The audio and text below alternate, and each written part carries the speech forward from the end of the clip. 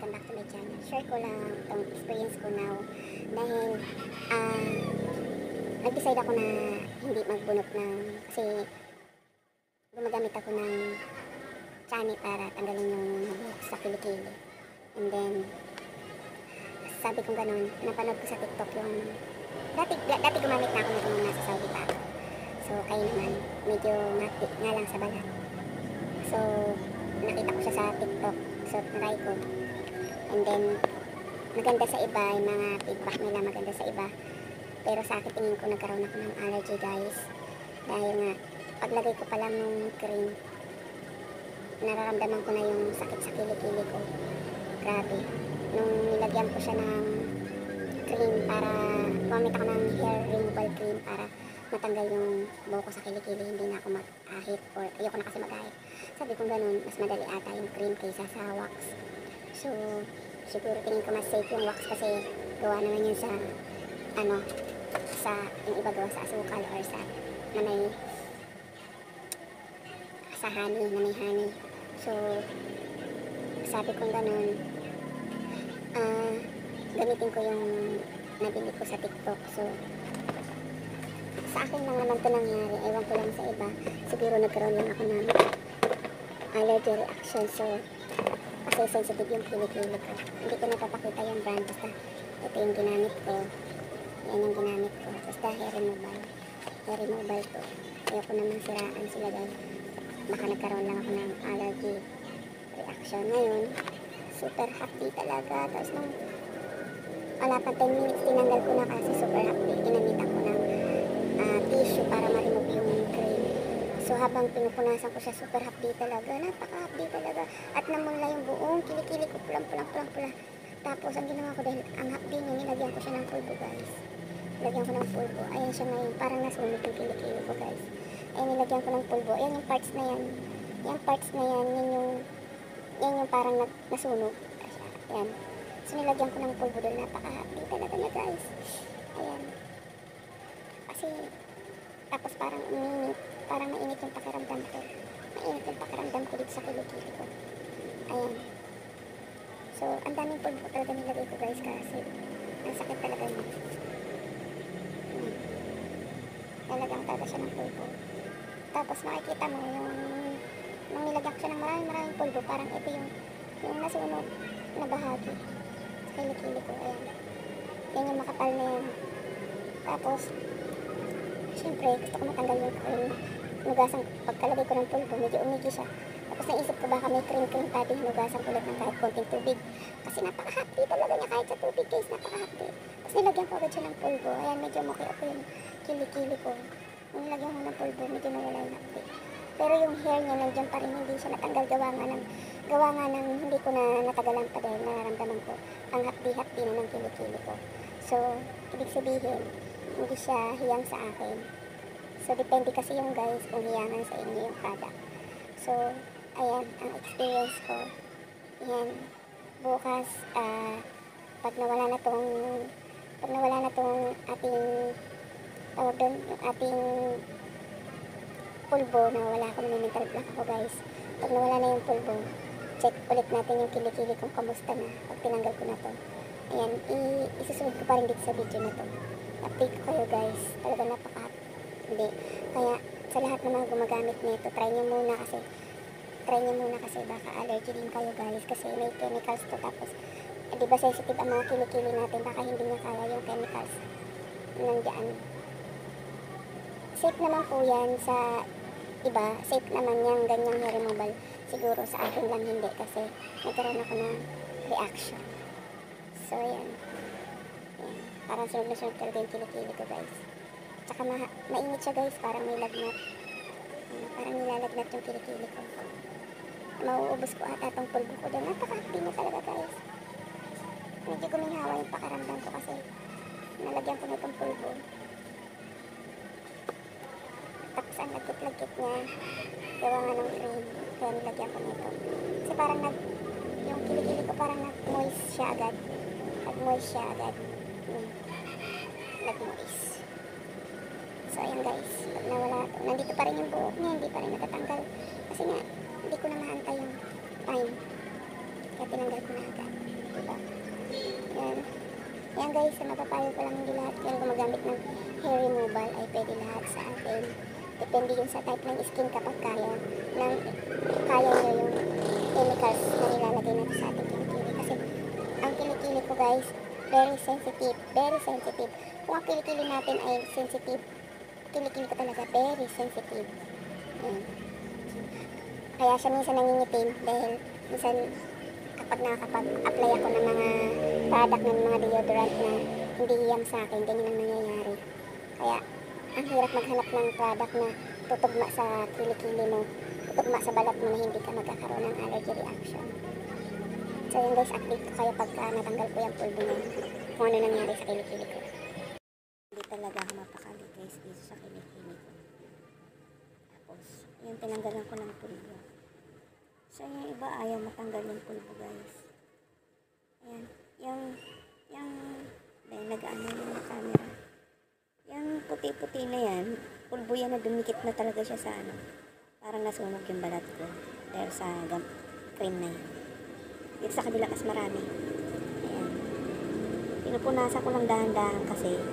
Tapos yun ayaw niya matanggal. Parang may nag-blood. Nag-ano. Ayan. Ayan yung pulbo nakakapit sa kilikili ko. Hindi ko pa siya mabasa ng water. Pinanghugas ko dito mineral. Ninano ko lang sa tissue. Tapos, hindi ko siya mahugasan pa sa running water kasi mahapdi guys. Ayan. Sinusubukan kong tanggalin yung pulbo. Pumapit yung pulbo sa kanya. Yan. Yan yung parang nakakapit. Yan yung parang nasunog. Update ko kayo. Maya. Hello guys, update ko kayo sa nangyari sa armpit ko after 3 days. Grabe talaga ang pananakit, talagang tiniis ko. Tapos kahapon ang ginawa ko ay binasa ko siya, naligo kasi ako. Tapos ayun nga, medyo yung pinakaano na sugat niya parang nung nabasa medyo nagbalat-balat siya, natanggal. Tapos nabawasan yung mga nakita niyo sa video ko una, yung mga puti-puti niya dun sa kilikili ko na nilagyan ko ng pulbo. Yung dumikit na sugat na po yung buong kilikili ko, kasi pulang-pula, puro sugat, puro rashes na talaga siya. Napakahapdi kahit sa tubig, napakahapdi. Tinitiis ko lang siya. Tapos ang ginagawa ko bago matulog, dadampian ko siya ng tubig. Ang ginamit ko tubig ay yung asin mineral talaga. Ginanong-ganon ko, punasan ko ng tissue. Tapos dahan-dahan, tapos lalagyan ko siya ng pulbo. And then iniiwasan ko po siyang basa guys. Kasi nga, napakahapdi talaga, napakasakit. Sobra. Hindi siya pwedeng pagpawisan, hindi siya pwedeng mabasa kasi napakasakit. Tapos yung medyo dry na siya, parang banat yung buto mo, stay yung skin mo, banat yung kilikili mo. Kasi nga, medyo humihilom na yung sugat niya, napakasakit talaga. Tapos konting galaw ko, tapos pag natatamaan ng damit ko, masakit. Grabe, tapos yung damit, hindi na ako nagbara guys, di talaga ako nagbabara kasi yung dito, tumatama dito. Tapos, isa nag-tube na lang ako. Hindi ako nagbabara para lang may guide dito sa harapan natin. Nag-tube ako. Tapos hindi ako nagbabara ng ganito. Minsan nag-tube na lang ako. May iwasan ko huwag tumama dito sa kilikili ko guys. Ngayon guys, i-reveal ko sa inyo yung aking kilikili. Kung anong kaitsurahan na guys. At talagang kung kailan pa naman na inano ko yung kilikili ko na pinapaputi ko siya guys. Kasi medyo makulimlim ang ating kilikili. Kung kailan naman na inaalagaan ko yung kilikili ko para mag-white, ito naman yung nangyari sa akin ng dahil lang sa hair removal cream nangyari doon sa kilikili ko. At siguro hindi hiyang sa skin ko at masyadong matapang, hindi kinaya. Kaya ganun na naging reaction ng kilikili ko guys. Ngayon guys, i-reveal ko na sa inyo yung kilikili ko. Wala pong magbabasher, wala po sa akin na mag-aano na ay ang itim-itim ng kilikili. Ito nga po, sinay ko lang sa inyo yung experience ko para malaman nyo rin kung ano yung dahilan na naging sanhin ng aking bakit nagkaganon yung kilikili ko at ano yung ginawa ko. Ang ginawa ko na lang, nilagaan ko lang po siya sa linis at iniiwasan ko po siyang mabasa at iniiwasan kong pagpawisan. Tapos akala nga nila, tuwing nalabas ako, akala nila may sakit ako. Kasi nga, naka-jacket ko talaga ako dahil nahihiya ako na mapansin nila yung kilikili ko. Na baka mandiri sila sa akin, bakit gano'n yung kilikili niya. Tapos yun nga guys, 3 araw akong lalabas lang ako pag kailangan talaga, may kailangan bilhin. Talagang naka long sleeve ako guys para maiwasan nila na makita yung aking armpit dahil nahihiya po talaga ako sa nangyayari sa kilikili ko. And then tinatanong nila ako dito sa tindahan, ba't di daw ako lumalabas, may sakit daw po ba ako? Ang sabi ko medyo wala lang ako sa mood na lumabas, din na lang ang sinasabi ko. And then sa isa kong kaibigan, sinabi ko yung dahilan kung bakit ako hindi lumalabas. Ang sabi ko naman, ayokong lumabas kasi nagkaroon ako ng allergy, gano'n na lang ang sinasabi ko. Sabi ko na rin kung bakit ako nagkaroon ng allergy. Ayun, sabi nila, ayan na, sabi niya gano'n. Ang hilig mo kasi gumamit ng mga product na na product na sinusubukan mo. Ayan tuloy, baka nagkaroon ka ng allergy. Sabi nga na hindi naman yan sa'yo, baka sobrang tapang. Sabi ko nga kasi nga sa kagustuhan ko na malinis talaga yung kilikili ko. Ayoko nang may buhok-buhok guys. Talaga naiirita guys ako kahit konti lang yung buhok-buhok sa kilikili. Ayoko nakikita yung buhok sa kilikili. Kaya inalagaan ko yung kilikili ko guys. Kasi kahit ba sabihin na nagkakaedad na tayo, kahit ba sabihin na nasa punto na yun nga, nagkakaedad, hindi naman natin pinapabayaan yung sarili natin. Maging malinis pa rin po tayo sa sarili natin. Kahit nagkakaedad tayo, huwag natin pabayaan ang sarili natin. Kahit wala dyan sa katabi nyo yung mga asawa, kahit wala sa katabi nyo yung asawa nyo, huwag nyo naman hayaan yung sarili nyo na maging losyang or ganyan. Porque wala yung asawa nyo, hindi na kayo maglilinis, hindi na kayo magpapaganda ng sarili nyo. Yan ay mali-mali guys. Kailangan kahit wala yung asawa nyo, kailangan maging malinis kayo sa katawan nyo, sa sarili nyo guys. At para alagaan nyo yung sarili nyo para nang sa ganun hindi kayo nagmukhang matanda. Guys, kahit pasabihin na nasa 40 plus na kayo, tingin pa rin nila sa iyo ay nasa 30 plus lang, o diba? Sarap sa pakiramdam yung sabihin na hindi halata ang edad mo sa iyo kasi para ka lang 30 plus. Hindi ba nakakataba ng puso na sabihin nila na para ka lang 30 plus? Kaysa naman yung sabihin na ano ka na, 30 plus ka pa lang, pero bakit parang ang tanda mo na, di ba? Ang sakit na pakiramdam pagka gano'n naman yung narinig mo. At least, kapag gano'n yung narinig mo na, ay talaga, ano ka na, ganyan na ang edad mo, pero hindi halata, batang-bata ka pang tingnan, di ba? Ang sarap sa pakiramdam ng pinupuri ka pa minsan. Pero syempre, kahit naman na pinupuri ka, huwag ka na masyadong mayabang sa sarili mo, di ba? Kaya yung guys, kasi nakakaibig na tayo na alaga ko talaga, kasi hindi ko lang yung kilikili ko. Sana mapaputi ko siya, maano ko siya. Ang kilikili ko guys, ang problema ng kilikili ko dahil tagyawatin ako sa kilikili, nagsusugat din na hindi ako mag-ahit guys.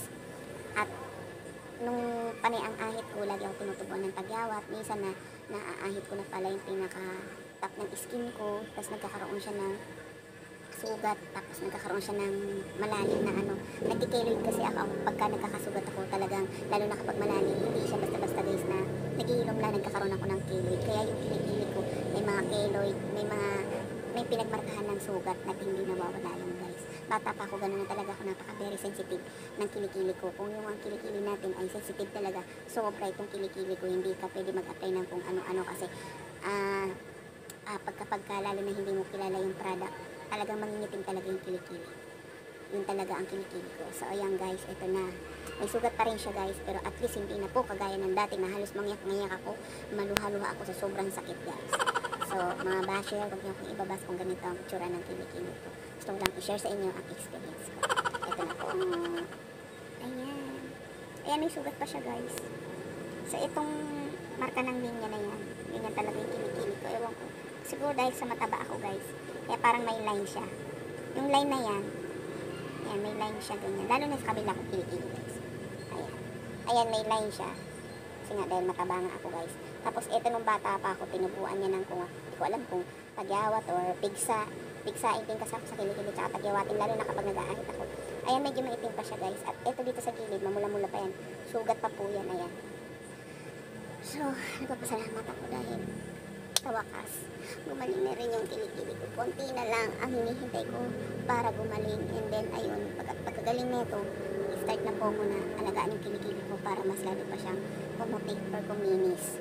Yan, sana guys, may natutunan kayo sa video ito. At kung bago ka lang sa aking channel, ay huwag niyo pong kalimutan i-like and subscribe my channel para lagi po kayong updated saan mang video na i-upload ko para na-update po kayo. Dahil dito po sa video ko ito, nag-share ako hindi lang about sa pagluluto, about sa nangyayari sa buhay ko. At nag-share din ako ng mga experience ko at nag-share din ako ng mga natutunan ko. Hanggang dito na lang guys at kita-kits na lang po tayo sa itong video. Bye guys! Thank you for watching guys and God bless po sa ating lahat. Bye!